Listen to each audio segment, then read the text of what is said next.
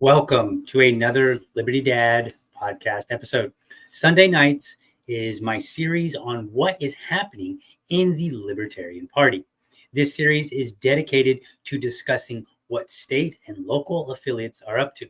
The goal is to spread the word about the hard work happening in the party across the United States and give other affiliates ideas on what they can do. Joining me is my co-host, Susan Hogarth. Tonight, we have quite a lineup of things to talk about. So let's go ahead and get that show going.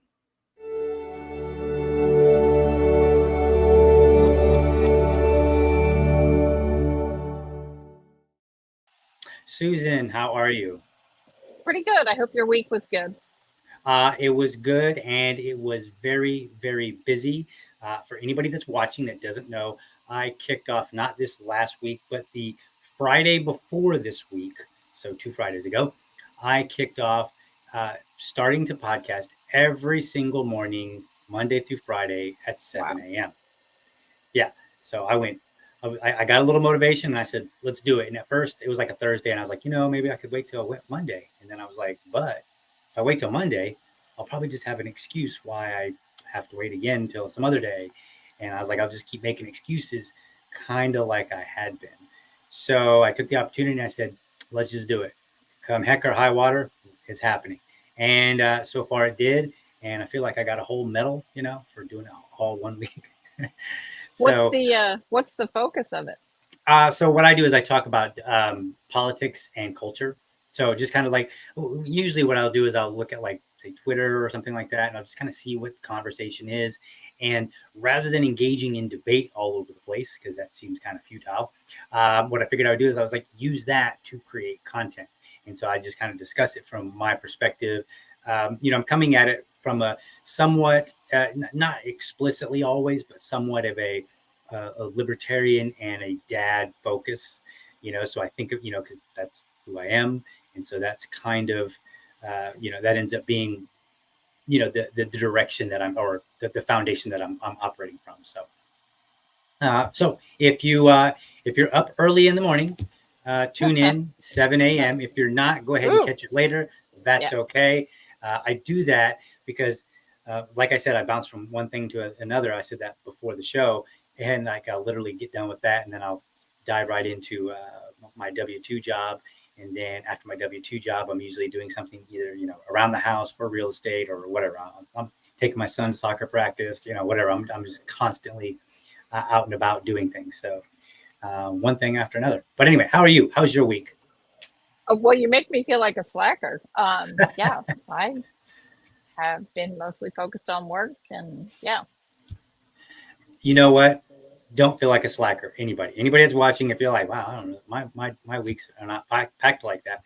That's actually a good thing that your week would not be packed like that, because it can be intense, and I can get very, snippy with people, and just, because I'm frustrated and I'm just trying to, I don't want to say frustrated, but I'm focused and I'm trying to get things done, and I don't really have a lot of time to like stop and smell the roses. So that actually does bring up something, and I'm, let's see, I don't know how to say this without sounding judgy, but it's not intended to. I feel like that sometimes does get to be a problem in the movement where people come in really hot. I mean, I feel like you've developed this over some time, but sometimes when people will come in and they'll be like, I just want to do everything, right. like and they'll martyr themselves for the cause. Yes. And then they burn out, and usually burning a lot of bridges and creating, right. Anger and stuff along the way. And I see it over and over. And fortunately, a lot of them come back a couple years later, right. Much calmer. But you just can't, people just can't sustain that. Like, I'm going to be the county chair, I'm going to be the state chair, I'm going to work at every event, I'm going to, and then the problem is, because we are so under volunteered, the temptation for, people who should have cooler heads is to say, sure, you want this, here's more, and to keep pushing stuff at them and let them take as much as they want, Mhm. and that's a really bad combination. I, But I'm I not sure how to totally deal with agree. that. Yeah. So here's what I do, because I'm an affiliate chair here in Duval, and one of the things that I tell my people all the time, because we've got a couple of individuals, they want to do everything, they want to see everything get done, and I'm like, look, we don't have that many hands, and I said, do what you can do well, and if something drops, it drops. Let it go. It's okay, because better to do a few things very well than to burn yourself out or to not be able to do a bunch of different things do them not so well, and it's weird saying Well, that and because I just said I'm like all over the place. well, those are projects you've taken on individually, but I feel like what a lot of people, and I've done it, so I mean, Hmm. I'm not coming Oh from a yeah. judging place. Um, a lot of times you'll overcommit, and then someone else will be discouraged from actually stepping in because you said I've got it, but you don't really got it. Right. So a lot of we also keep other people from stepping up. Sometimes it's best to just say I'm going to do this one thing for a month and see what people step up, because they do. Yeah. So If I anyway. were giving advice to any other chairs or any other leaders, I would say do two things. Number one, reassure your people that it's okay that things get dropped. And when I say that things get dropped, I mean things don't get done, right? Like, not like, okay, you take the critical things, like Right. we got to do our finance reports, we got Right. to do our minutes, we got to have our meetings, that those things are like state law, so do the things that you have to do and make sure you prioritize those. And then if you got an event, make sure you do your due diligence with the event. But if there's something that you want to do, like maybe your people want to go to city council and nobody can make it, let it go. It's okay. Don't don't Yeah. don't worry about it. And then the second thing that I would say to do is that if somebody wants to do something but they don't want to do other things, that's acceptable. Like, Yeah. and I Let will, them do it. because for me, I look at it and I say, look, we are a Big Tent. I know there's this argument of like, are we a Big Tent or not? We are. We period. There's tons of us in the movement, and we're all over the map. We're a Big Tent. So, but what I say is, not everything is for everybody. Now, as the chair, I don't necessarily have that luxury, so I feel like I do need to, necessarily go to events if I can, but I don't get to choose in the same way that some of the volunteers who are not the chair get to choose. So, like I'll give a really good example. We do have people in the movement that maybe they're not so comfortable with, like, say, a pride event, and I'm like, okay, if you don't want to go, don't go. That's fine, because I'm going to send you to an event that you're very comfortable with. And we've had events, all kind of events, where people are like, I don't know about that one, and for whatever reason, and Yeah. I don't make a big stink of it. I'm like, all right, cool, don't go.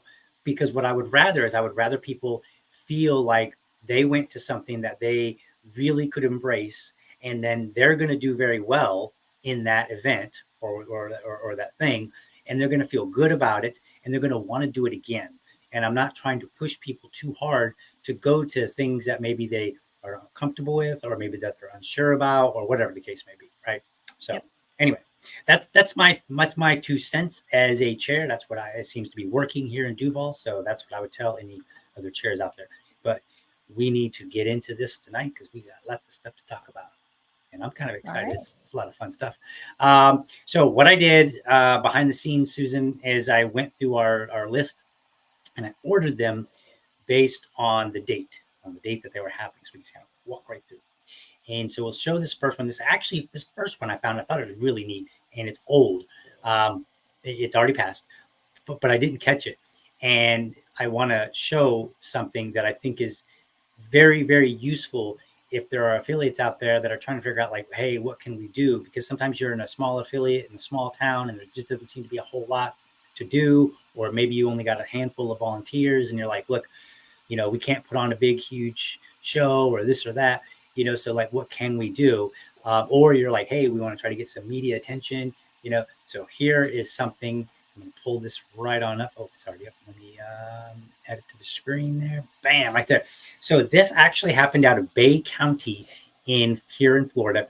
The seventh quarter, now seventh, folks, like so 6 prior events have happened. Seventh quarterly Libertarian Party highway cleanup. And as you can see, this is not an LP site. This is a news media site. And so this came out of Panama City, Florida. And it said, it starts out like, great, while some people used it Sunday for rest or to watch a football game, others decided to pick up trash on the side of the highway. Keeping Bay County clean is an act that most people can get behind. Picking up trash on your day off in the heat is another story, because this is Florida and it is always hot. The Libertarian Party of Bay County is doing just that with their quarterly highway cleanup. And that's all I'm going to read. But I just wanted to point out this, and because I think this is great when it comes to doing things in the community, getting some attention, right? And sometimes, like, I don't know if they've got media attention for the first 6, but by the 7th one they surely did. Well, and I just want to point out, I can't say this with 100%, but I'm going to say it with 99%. That article didn't get written arbitrarily or because the guy was looking for, the person who wrote it was looking for information. Right. It was because someone went to them and said, hey, we're doing this cool thing. And they had a space to fill. And I'm pretty sure most of the copy was probably written as a press release. So Right. you pretty much get to write your own articles at that local media level. And Yes. so things like that should always be combined with that kind of outreach. And once you develop, it also helps you develop good relationships with the paper, that's how old I am, with the media outlet, and particularly, political reporters, so that, Right. during the election, you have that relationship and you can just call them up, say, oh, we have a candidate who's speaking, so and so. And the more you develop that relationship, the more likely they are to keep popping you into their little, Right. goings on around town. So, yeah, those are important Absolutely. beyond getting the road cleaned up, which is important, and beyond getting your sign with that on the side of the road. That's cool. I mean, a Mhm. lot of county parties have done that. Ours used to. And they're fun. They're good team exercises that, having people work together. Um, but then the media relations, yeah. So they can Absolutely. work on a lot of levels.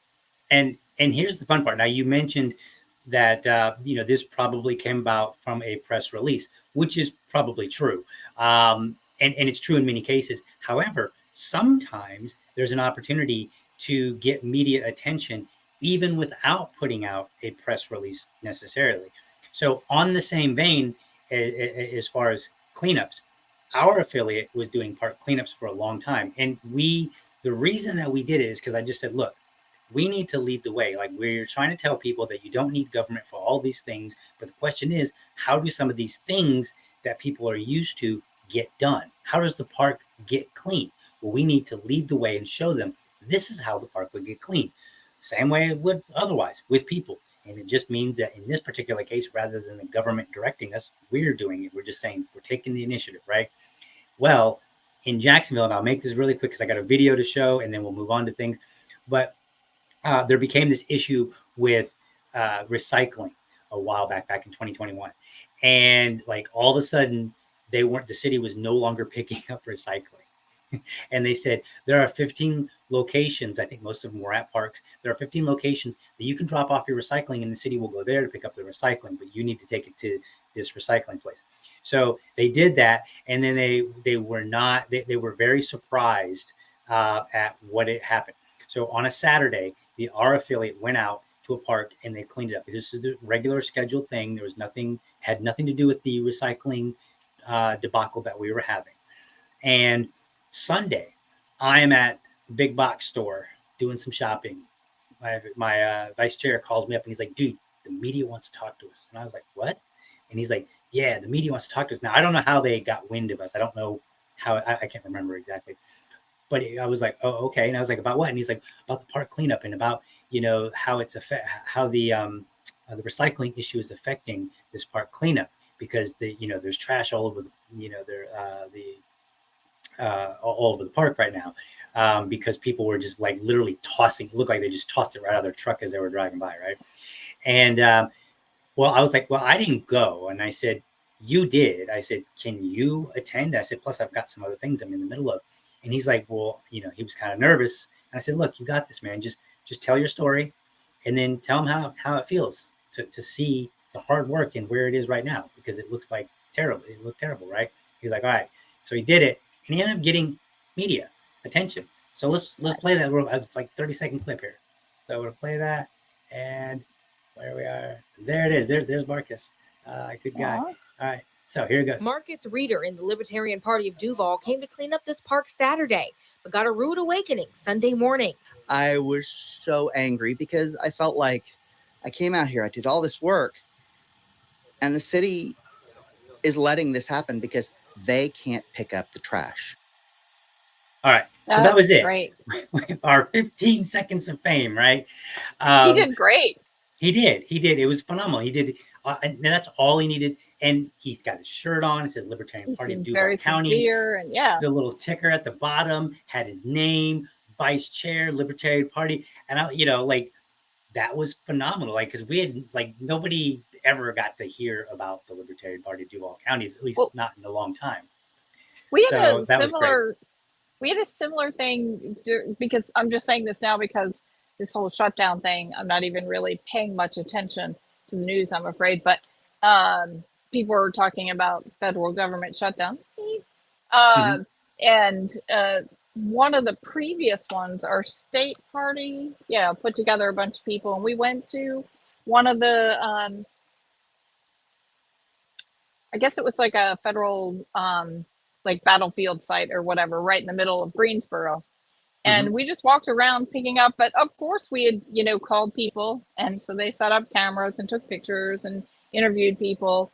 And it was fantastic. We got a lot of really good work done. We had a great day walking in the park, and got press out of it. We're like, yeah. And no one yelled at us, Sometimes it's the simple things that get it done, right? And you clean up a park. And we always got, like, I don't know, 10 people or so, which is a fair amount for an affiliate to come out and do something. So, I cannot recommend it enough. Now, if you've got other things on your plate and you're doing stuff, I totally get it. So, it's not always, in the cards, but if you're struggling. It's good for the more introverted members too. Yes. Some people are not comfortable door knocking, or phone banking, but they'll be happy to be out on the street, and they get to talk to other libertarians, and it's good all around. Like you said, there's nothing bad about it. All right, so let's go. Then this next item, we have already talked about it, so we're not going to really talk about it too much more. But I do want to remind people, because it's happening tomorrow, so it's just kind of like a little follow up. So it's the Libertarian Party of, I believe, Broward County. I'm sorry, this is not Bay County, it's Broward County. So again, Florida. Remember, they have the Education Roundtable. This is tomorrow at between 7:30 and 9 p.m. It is totally free. We know what that means, but it's free. And okay, well, got a little bit. Okay, I guess the website's acting a little wonky, but so they're holding this parent resource on education, and this is actually for, I believe, primarily for homeschooling, or alternative education options is what they've got written in there. And so this is they're opening up the doors, and they're saying, hey, we talk a lot about getting your kid out of public school, which is a very good idea, but a lot of parents might be like, all right, well, that sounds like a great idea. How do I even get started? Well, this is kind of how you get started. And folks, if you've got some homeschoolers in your affiliate, I encourage you to throw one of these on. Maybe the first couple times it won't get a lot of people, but as you keep doing it, very much like the park cleanups, you will see results, not to show my age, but if you build it, they will come. So I encourage people to host these kind of events, to show people, to help communicate these ideas. We got to do more than just shake our fist at the roads. So, will that be webcast? I don't know. Let's see. Let's see here. View PDF. Or So they've got a recorded. PDF. Okay, a lot of words there. All right, so I'm going to skim this. So there's a PDF with a whole lot of words on it. I'm not going to try to put up on the screen. I'm not seeing anything. It looks like it's mostly indicating who the speakers are and kind of giving a little bit of background of the speakers. So I don't know if they're going to be streaming that whatsoever. I just, it doesn't look like it to me, but I don't know for sure. So, but if you do, anybody, if you're putting on an event like this, if you can live stream it, it's awesome, or at least record it. So, okay, so moving on. This one is, I apologize for doing a lot of Florida stuff, folks, but you got to do what you find. We are getting to some other states as well. So let's pull this one up here. Well, it's just because Florida's doing so much. There's that, but also when I was, right, I kind of cheated. I went to Facebook and I was like, all right, click on events, and of course it's going to show me the Florida one mostly first. So I just grabbed those. So this one is Florida Freedom Fest. I don't. It's in Florida, but I don't know a whole lot about it. As you can see, I didn't even answer. So Patrick, if you're watching, sorry. But this is over at the Swanee River Music Park Campground, and it is actually several-day event. It's from September 28th to October 1st. I think this is the second year that they did that. And I think, if I understand correctly, this is kind of like Florida's startup version of PorcFest, I think. So hopefully I get that right. So that's what they're doing. We tried to set up a sort of Southern Pork Fest for a couple of years in North Carolina. We didn't have the stamina to keep going, but it had promise, and I hope you guys do that because it'd be nice to have the East Coast bookended that way. Right. Yeah, and I'd like to see a lot of those. I think there's a lot of potential for multi-day events like that. Absolutely, and we're probably not at any time soon going to rival the PorcFest folks, because they do have a huge event. They get over 2,000 people that come to PorcFest. Well, they have a 2-decade lead. Right. They have a 2-decade lead. But I'm just going to throw this out there as a little bit of sibling rivalry here. But if you can start this and get it going and get some momentum and get a lot of people there, maybe you can get them to shut up about how great the Free State Project is. I don't think so. Probably never going to happen. Absolutely, but no, it's a good thing. It's a good thing to do, and I think that I think that any event where we can just humanize people, right? Like, hey, come to an event. It doesn't necessarily have to be littered with, okay, all we're going to do is blab about the roads and economics and which philosopher, which economist, libertarian economist is our favorite. Like, sometimes you can just be like, look, we're going to have an event. We're going to have fun. Right. We used to do semi-regular, and I really pine for them and need to organize one, shooting parties. Mm-hmm. Those were one-day events. Right. But we would just meet somewhere, unfortunately, because, we wanted to meet somewhere where there was a decent population base, but that also means it was a little crowded. So we would usually start shooting, and it would be on someone's property where they would shoot, but people weren't used to hearing like a whole barrage of high-powered rifles. Right. So after about the first half hour, the cops would show up, and they'd be like, "Oh, this looks like a lot of fun," and you guys are being very careful. We'd set up a table and have the range officer and that kind of stuff. So those are a lot of fun too. So I don't know if other states do that, but they also bring in a lot of, not a lot, but friends of party members who are non-party members, and that's always good. Yeah, I agree. We in Florida sometimes we'll do a license-free fishing. No, is it? Open, it's like an open carry license. I can't remember exactly how they title it, but it's like 1 day a year or something like that, or 1 weekend a year, where you can the state allows you to do license-free fishing, and I believe the rule that we have in Florida is that you can open carry if you're on your way to or from fishing or hunting, I believe. And so a lot of libertarians like to take advantage of this and say, we are going to open carry on this license-free fishing weekend. Not that they necessarily are like, oh, we can't go fishing unless it's license-free, but use that as an opportunity to create an event, which is really what it amounts to. And I think that's a good thing. Like, if your state has something like that, then take advantage of it. It doesn't matter whether or not it should or should not be a thing. Like, in my opinion, open carry should be, completely permitted, whether you're going to the fishing, whether you're going fishing or whether you're going hunting or whether you're just, walking down the street. But since it's not, then it makes a good opportunity to say, hey, here's this neat event that people are talking about, and we're hosting something. So come and join us. So, all right, that's enough of Florida. Darn it. Just kidding. So let's talk about something else. Yeah. What's up? Would this be a good time to plug the National Affiliate Handbook? We should mention that. Yes, I don't have a link. But I don't either. Go for it. But the National Party did put together, principally one volunteer, I think, was responsible for putting together a bunch of resources for county affiliates and that are just starting up or wanting to grow. And I've only had a chance to glance at it, but that is available.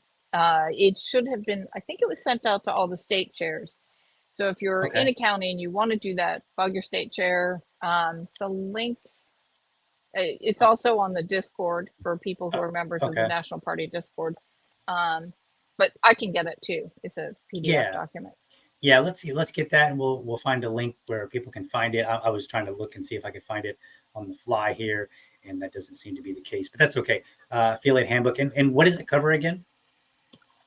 Like it's the basics of forming a county affiliate, making media relationships, setting up a bank account. Getting people to come to the first meeting, getting people to come to subsequent meetings, activities to do. So just basically like a toolkit for starting a local affiliate.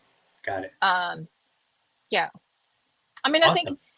I think there have been, I think pretty much every LNC term comes along, everyone's like, oh, we need these tools. And so they've been done several times, but this is the newest iteration. And it looks pretty good. Yeah. People, I definitely encourage you to check it out. So we're going to move on to Maryland now, and we're going to see what's cooking up there. Literally, what is cooking. And it turns out they're having a crab feast. So this is being hosted it appears to be by the Libertarian Party of Maryland, and this is going to be in Chesapeake City, Maryland, and this will be on September 30th at 12 p.m. You can go to, they have a link on their Facebook page where you can get your tickets. Let's see, I don't know if the tickets are free or not. In fact, they are not. Okay, so $60 per person, $100 per family. Okay, and it looks like they have different amounts. Yeah, I mean, there's a couple different plans. Unless you would like to be like a sponsor, and then it's $250. There's no location, you'll note, because it's at a private home. So if you sign up, but Chesapeake City's not very large, so you pretty much know where you're going. Gotcha. So once you sign up, then they will send you the address. Okay, got it. It's at someone's home. Okay, gotcha. And so they say, come to our annual crab feast and meet other libertarians. Book your tickets now. Cut off 1 week before the event. So let's see, what did I say? It was 30th? The 30th. So it's probably cut off already by now. Well, it is not. I just got an email from them. Sorry, I because I was the regional rep for a while, and because I'm actually attending this event. Maryland's my home state. I got another email saying they still had some spots. So if people are interested, I'm sure they'll be happy to have you. Gotcha. So you want to hear a funny story about crabs in Maryland? Always. Okay. So here's what happened. So I used to work for a company when I lived up in Indiana, and my job was to travel to all of our different, I want to say affiliates, but all our different branches. And I did certain things. I was basically like an industrial engineer. I dealt with processes and stuff like that. And one time I was coming out to Maryland, and I was going to meet my boss. He was going to fly out, and I was going to pick him up at the airport. And he said, find a place where we can get good crab. I said, okay. I don't know anything about crab. Okay. And so I looked up on Google and I found a place that seemed to have a lot of good reviews. And so I was like, I picked him up and I said, hey, I got a place. We went over there, we park, we walk up. We're not even in the door yet. We're coming into the door. And the attendant says, will you be having crab tonight? And I was like, well, I mean, I don't know. I was like, just, I haven't even seen the menu. I'm like, I don't know. And he's like, oh, okay. And my boss had the same answer. He's like, I don't know either. And so we go in, we sit down, and we're looking at the menu. And I think we decided to get two, I think we decided each, did we share a half dozen? We got like a half dozen crab or something like that. And then I think we got some other stuff. So we're sitting there on the table, has this brown paper on it. I don't really think much of it. They come out before they bring out the food, and they put a tiny little hammer out on the table. And I was like, what the hell is this for? And so I'm like trying to figure out why they bring me a hammer. Then they bring out the food, and they literally dump crab right onto the table. Whole entire crab, eyeballs staring at me and everything. And my boss looks at me and he's like, how does this work? And I was like, man, I don't know. And so I was like, let's just kind of like discreetly look at other people and see what they're doing and we'll follow. And so we saw people like hammering and opening up the crab and eating it. And I was like, all right, I guess that's what you do. So we did. And I'm pretty sure that I ate everything. Yeah. And later I told, I think I was just dating her at the time, but I told my now wife at the time about it. And she said, she's from Indonesia, which is an island out there by Australia. And she was like, oh, honey, next time you're going to have to take the island girl with you. And, because I had no idea what I was doing. And so we just ate a whole bunch of whatever out of the crab. I don't know. I probably ate stuff that you're not supposed to eat. I don't even know. It was fun. I wasn't full when I was done, but whatever. It was an interesting experience. So if you can make it to a crab event like this, I know it's a bit late, folks, but I'm sorry. This is the quickest that I found out. Definitely go. And it looks like it is it's an annual event. Yes, Yeah. annual crab event. So like if you can't make it this year, just kind of like put a mental note to try to remember to go out next year. So I grew up in Maryland, and we would steam crabs in the. My dad would just get a bushel of live crabs, and they'd be running all over, and we'd throw them in the pot, and it was all a lot of drama, and it's actually a very brutal process. So I can't talk about it with my husband, but they're really good. Is the thing. So, but yeah, so I was cringing when you were talking about just wailing away with the hammer. But yeah, it's a skill every child learns really early there, I guess, how to pick the most meat out of this. Apparently, because they're not like king crabs or whatever, where people like lobster or whatever. It takes a lot of work, and yeah, you're not going to get full. That's what the oysters are for.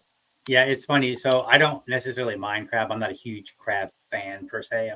But I know my ex-wife, her mom was from Korea, sensing a trend here, but her mom was from Korea, and she could take like literally like a stack of crab, and she could just go right through it and just pull like leave nothing in there. Right. She could do it. And like, she could take out the whole pile by the time I got like one leg done.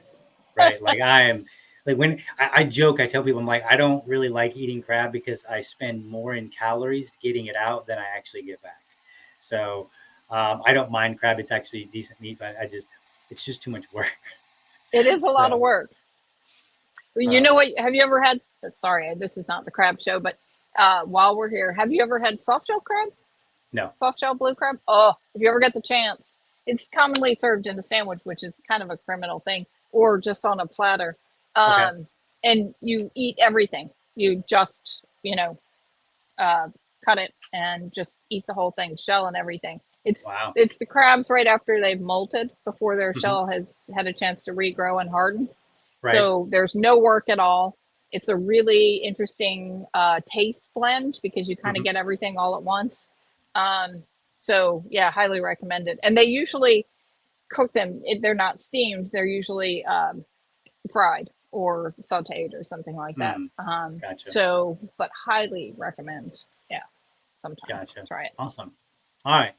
All right. Well, enough about crabs, guys. Yeah. I know that we probably made everybody hungry now, so hopefully they'll go and they'll dig, their crab out and they'll start cooking or whatever. So we're going to move on to North Carolina here. So we actually have this Libertarian Party meet and greet. So let me pull that up on the screen and we'll discuss this really quickly. And bam, we're gonna have to there it get is. over this East Coast bias. We're gonna have to I work know, on right? this.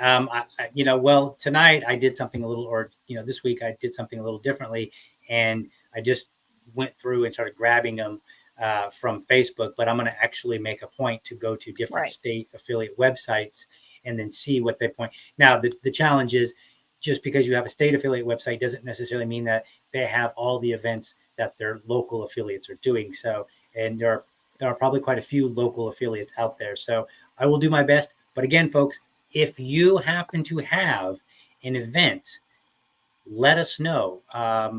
What is our email address? affiliates@libertydad.com. I think is what it was. Yeah, affiliates@libertydad.com. So send us an email and a link too. Don't forget a link so that we can put the link up there and show people what it is.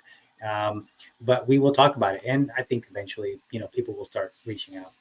But so this one is the Libertarian Party candidate meet and greet. It's being hosted. It looks like I think this is the one. Yeah, this is hosted by Libertarian Party of Chowan County. Is that right?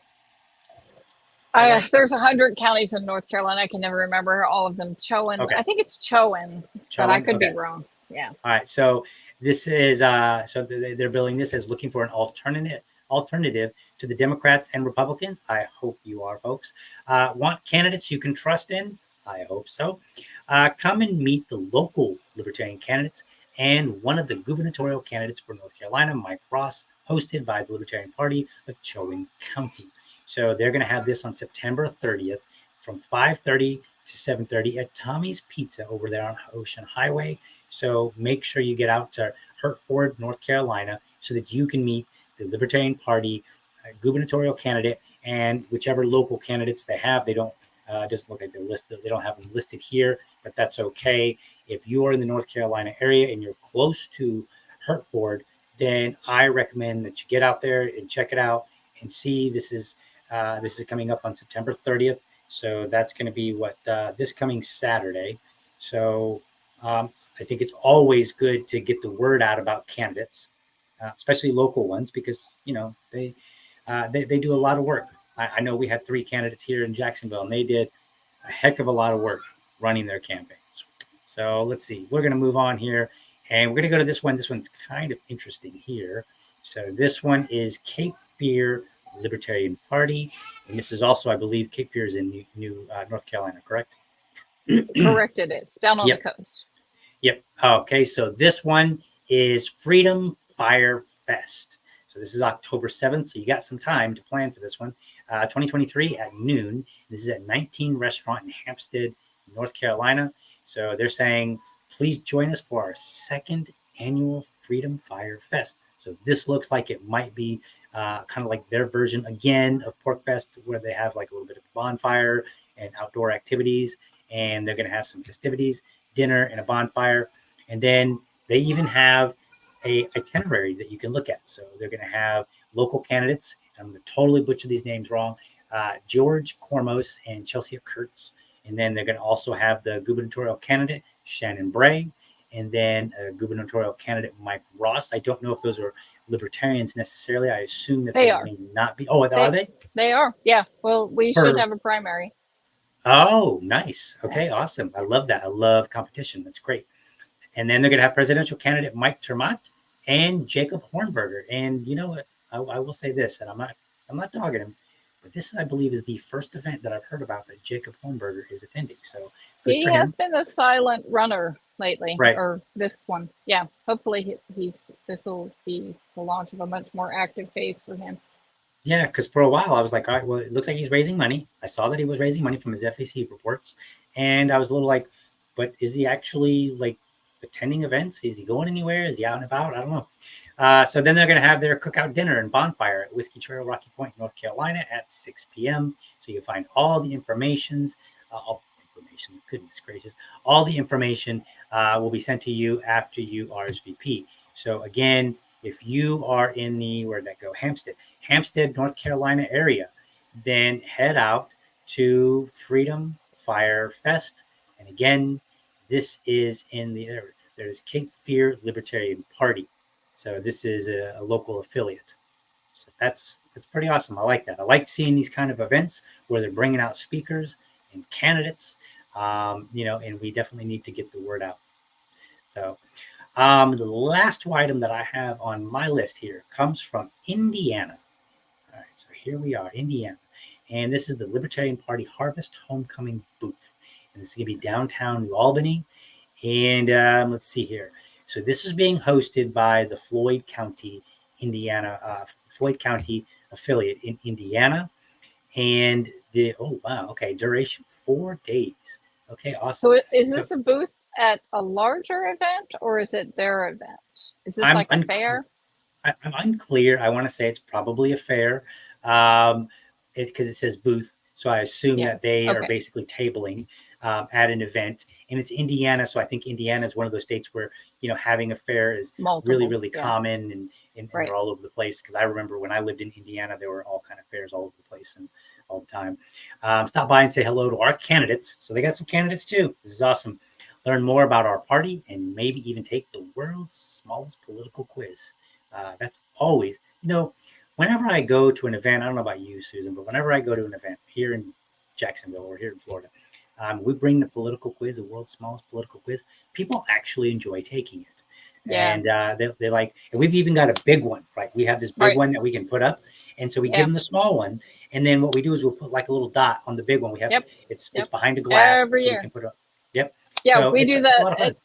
We do that when tabling as well. And we actually have gotten to the point where people are like, oh, should we keep doing this? But we found that if we're at an event without it, an event that we table at every year, people will come up and be like, I brought my friend to take the quiz. Where's your quiz? Right.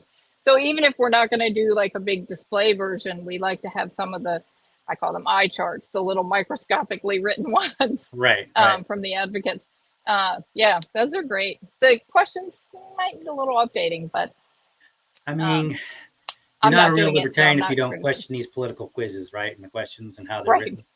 So, but I think they're good to get a good conversation. And the other thing I think that they're really good about is when we go and we utilize them, what we will do with those the smallest political quizzes, we will all fill it out as well. And then we'll put ourselves up there. And so then when people are coming up to the table and they're talking with us and we convince them to take the world's smallest political quiz, they can see, okay, they know they're talking to libertarians because we've clearly identified ourselves as such. And then we can say, oh, wow, you're really close to me, right? Yeah. And so this gives them some sort of comparison, to look at and say, because if they're just by themselves and they're the only dot there, then it doesn't really tell them a whole lot. But if you actually have the people that are tabling your event do it as well and have their little dot on a big one, then the people can look at it and go, oh, wow, this person that I've been talking to for 5 or 10 minutes is somewhere in the vicinity of me, except for all the anarchists because they're always at the point. But they, I'm definitely one of those snobs. That's me at the top. Right. But I think also for newer people who haven't tabled a lot, it gives them a good idea of what the different axes mean. So then you get a better way of talking about it. This is the economic axis of, politics, and this is the social axis. And, and so you get a better feel for the dimensionality of it. Right. If you've taken it yourself. And it opens up, it breaks the ice. Because definitely a conversation starter. I am not an icebreaker, not individually, right? Like if you ask me to speak in front of 500 people, I'm like, fine, this is cool. I'm okay with that. I love it. If you ask me to go up to one person and start a conversation, I'm like, can I have some Xanax? Right? Like I get this, it's a big deal for me. I don't really like, initiating. Now, once the conversation is going, fine. Right. And I know there are others that are in a similar boat or, maybe a little bit different. But this is a great way to break the ice because all you got to do is say, hey, would you like to take this world's smallest political quiz? And it's surprisingly, people are surprisingly very receptive to it. Sometimes they'll say no, but a lot of people say yes. They're like, yeah, sure, when they see it. And you can even say it's like only, I think it's what, 6 questions or 8 questions. Yeah. He's like, Well, oh, it's 10. only 6 questions. And so Have then you people will take it. have you noticed? I should have collected data on this, but so this is my empirical feelings Mhm. after years and years of fairs. Um, I've noticed when a couple shows up and they both take it. Mhm. I would say or 19 out of 20 percent, 19 out of 20 couples, the woman it, is more conservative, I guess in our language, authoritarian than the man. Mhm. I Hmm. noticed that because it startled me so much because it's not the case in my family, Right. um, but it's really interesting, and especially women with children, and especially women with young children. So Hmm. I have all kinds of feelings about that. Like maybe they think control at a certain level is better and more important, and security is a priority over freedom, or I don't know, but it's so striking. Hmm. And I don't know if advocates has portioned that out. I'm not saying that women are always more authoritarian than men, but in a given couple, Hmm. it always seems like the woman is, and they're usually close, which is also interesting, and makes sense. My dog's taking advantage of my attention to raid the counter. That's Uh, funny. but but yeah, so next time you do it, see if you notice the same thing. Yeah, I'll That's check it out. I don't think I've ever really noticed. So it'd be very interesting to try to, next time I'm definitely going to pay attention and see if I can identify any trends or anything that kind of sticks out as we're doing it. So, but that maybe would I be should interesting. get, like, you use colored dots. Maybe we should do it like, a family, like, you know, just different colors for Mhm. the two people in a couple, and Right. kind of graph it that way. That would be interesting. Yeah. Anyway, Yeah. yeah, it's a great tool. Yeah.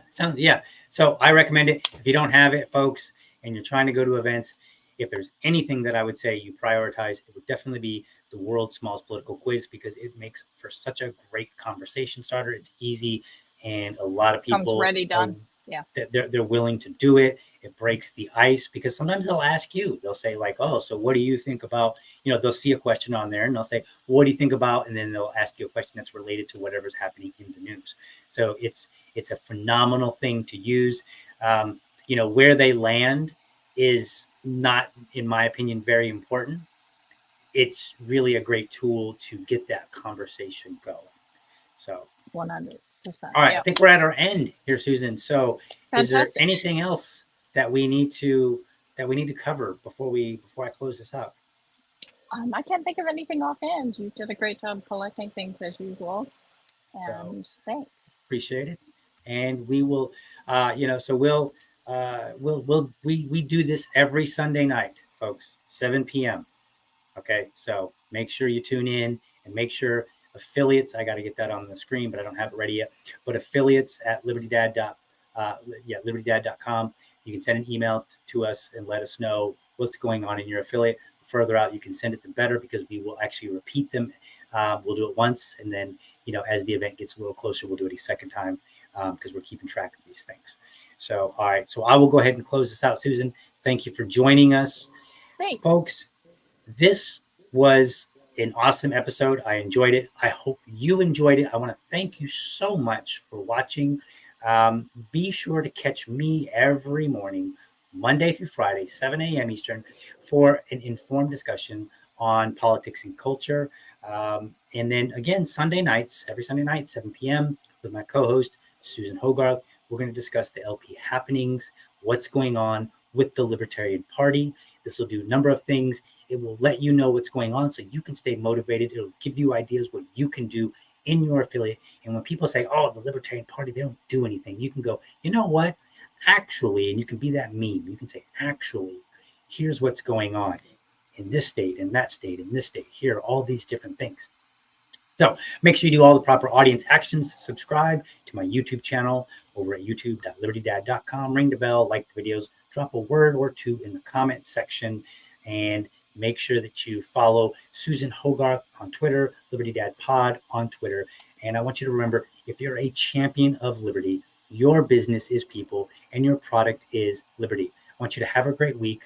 Catch you next time, and we are out.